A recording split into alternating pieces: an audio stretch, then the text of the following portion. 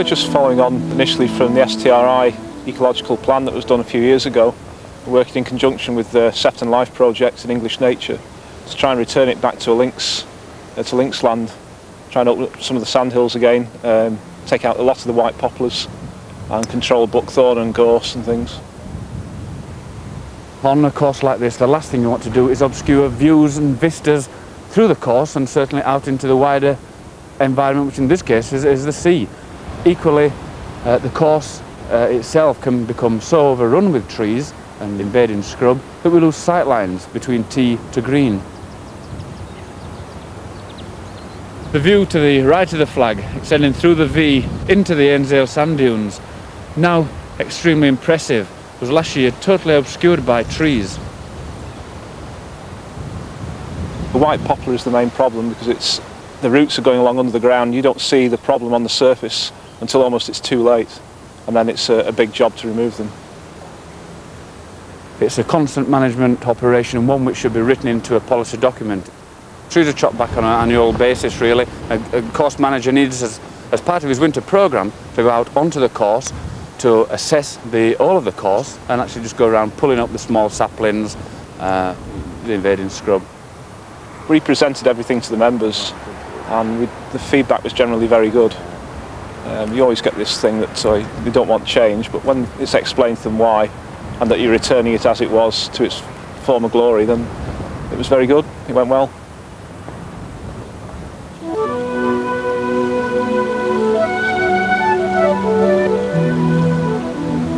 There's plenty of heather, plenty of work, plenty of trees, plenty of work. Obviously there's plenty of trees on the course. Hopefully we'll be looked to thinning the trees out originally and hopefully make the more open aspect.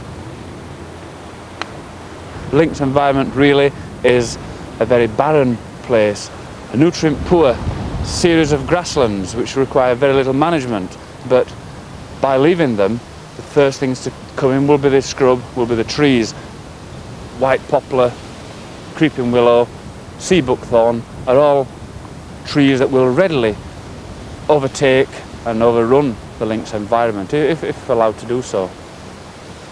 We can catch the tree at a young stage like this, pull the tree out. If we leave it any longer, it can become a real problem. We're very proud of our bee orchids. In some ways we don't like telling anybody in case somebody comes and nicks the things. So we're proud of those. All the lads cut round them. It looked very attractive. We have a management plan for 2/3 of the course, which is the Site of Special Scientific Interest. And English Nature have devised that. Obviously somebody's put a hell of a lot of work into it because it's so detailed. And it's in two areas. One is strimming the rough down, and the plan basically is we trim it one spring, the following autumn, and leave it for the following year. And that allows the invertebrates to complete their life cycle and so on and so forth. And the other half of it is the dense scrub clearance. We've reached a point where we've just got sort of tree-lined fairways, which is not really what we want. We want a bit of grassland as well as some trees. We want a mixture, really. That is the challenge of Lindrick. It's always been a tough course, and having all this rough in between fairways, etc., we try to look after that as part of the course as well. It needs managing just as the fairways and the greens and the tees do. If you don't do anything with the rough, obviously the plants, trees would take over eventually. You would reach a climax point where you would end up with just the trees, and you need to keep cutting it back, taking away the cuttings to stop the nutrient build-up and give the smaller plants a chance. The first year you get the bluebells and the cowslips and the early purple orchids springing up, and obviously members see those straight away. These areas with time become increasingly overgrown, and as the larger, more productive, as we would say, grasses come in, then we start to lose a lot of the subordinate species, plants, the rosette-forming species, which are growing at ground level but are being suppressed by all of this coarser grass material. Various times of the year different things are showing up, and I think the members have appreciated where we've cleared areas and other plants have come back and flowered that they never knew were there.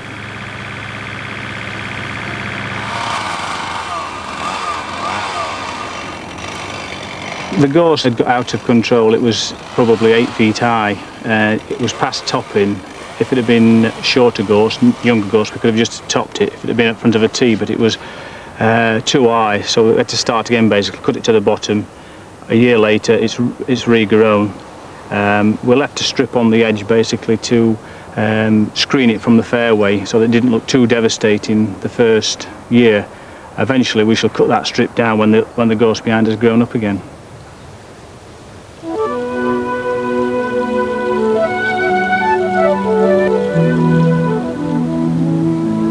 Woodley is an inland heathland golf course, which is very unusual in itself. It would be easy to turn it into a parkland golf course. It's more difficult to keep it as it is. We need to keep taking trees down to manage the heather, to encourage the heather back. This is incredible. This is just after 1 year then, is it? Of Yes. scarifying it down to the humus layer, and this is remarkable. I'm really pleased with this. Good, good. We've tried 3 different methods now of producing the heather, and they all seem to work. So it's just trying to find the best method for us. I like the holotining because the surface gets disturbed less. It's easier to do, and it creates less disturbance with the golf. I'm extremely pleased. The success is phenomenal.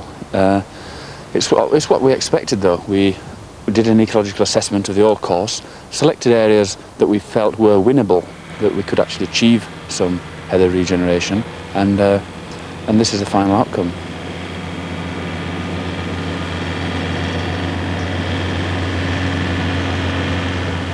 This is the result of the holotining. As you can see, the thatch hasn't all been removed.